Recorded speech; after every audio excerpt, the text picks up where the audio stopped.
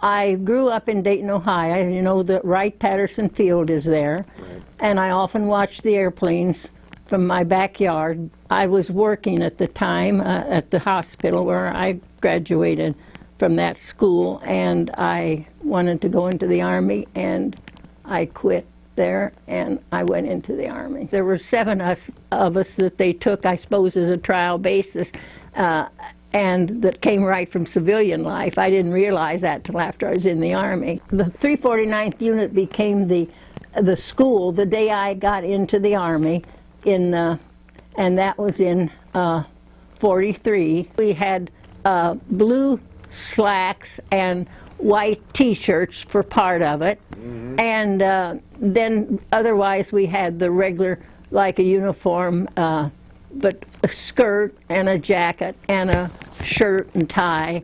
We had altogether, I think, about 11 different uniform combinations. We had several different classes, and one of them would be on the medications and things. We also took numerous 5-mile hikes, sometimes longer. They took us on flights and things like that to teach us these different things. We had an old plane and a pool, and they put the plane in, and we practiced ditching. You know, if we had to get out, in the water. And because you had 4 minutes of when a plane hit the water to get everybody out. If you had 12 patients in racks in the plane, you had to work pretty fast. And I worked with the group when they were teaching that to different groups, and we ditched them and got them out. We got 6 of them out on the rafts and pushed them away from the plane. And we managed to do it in 3 minutes and 49 seconds because we only had 4 minutes before the plane would go down into the water. Another girl and I could take 180 pounds and one at each end of a litter and do this and then lift it up like this. I couldn't do it now, but we did it then. There's lots of times I feel like I won't say what I'd like to do with a 45, the way some men were, but anyhow, we left, I think, in early December for England, and we went in a convoy, and I was on a boat called the Christian Huygens.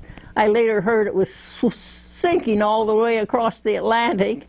It was an old Dutch ship. 4 days before you get to England and 4 days when you leave England, you sleep in your clothes because of the U-boats were there. And I remember when we were getting ready, because we had to get in our clothes and all, I put a bun or something in my pocket, and you know, that got those girls so upset. They were nervous. And we got to England all right, and we landed at Gourock, Scotland. And it wasn't too awfully long before we got on a train that took us down to Greenham Commons. And then we were bedded there in, I think they had 2 buildings that they had the girls in. Our plane from Greenham Commons went to Ireland, and that's where we'd wait there, and then we'd pick up people and bring them back to England. We did that for a while before we got down into the war business. The D-Day, I was in New York waiting on a trip back to England. I got off at Newfoundland, and one of the girls from my group was there, and she said they're going to have a big to-do when you get in New York. I didn't think much about it. She said you got the first invasion wounded from the Omaha beachhead on board. There were 2 men, Colonel Murphy and this Lester, but he was pretty well paralyzed. Colonel Murphy was in good shape. And I thought, okay, you know, I don't know why I wasn't excited about it. They called up. What did you do? Did you play cards? I said, no, I rubbed their backs. Silence. And I thought, well, they aren't interested. But the one guy was paralyzed, and he would cry if he didn't get his back rubbed. He didn't want to get a bed sore, and I don't blame him. But anyway, I got back then soon and went out on a trip right away. And I remember we were flying low, and I saw boats outside the airplane window, so I knew we were pretty low there. I was with the 811th from 43 until after 45. Then I went to the 806. After we were married on July the 2nd in Wantage, England. We had been moved down there. After our honeymoon, we had some honeymoon in Paris and France, some of those places. We had a few days, and then we had to go and wait for a plane to take me to go back to England, he to go back to Germany. So we did that. And William, at that time, was with an air fighter group over there. And I thought, so I would go over there, then I'd have a chance to see him on occasion. And so that's what we did. One time, I called when I landed, because it was near there, and he said he'd come to the field and see me, but they waited a while, and then they took off, and he got on the field as my plane was going in the air. One time, I know we were on a flight. It was kind of near the end of the war, and I stood up. We were on our way in, and I said to the pilot, "What's all of that black stuff?" "Oh, that's flak," he said. And didn't bother us.